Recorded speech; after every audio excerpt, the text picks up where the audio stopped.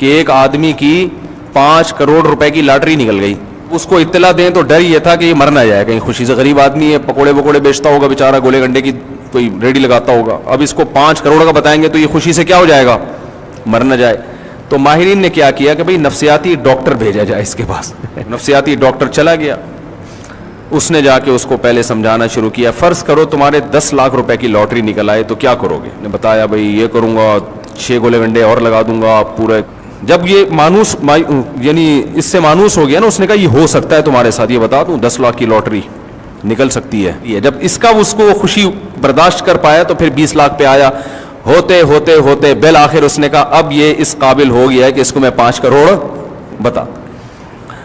तो आखिर में आके उससे कहने लगा कि अच्छा फ़र्ज़ करो तुम्हारी 5 करोड़ की लॉटरी निकले तो तुम क्या करोगे। वो खुशी से कहता है आधे तुझे दे दूंगा।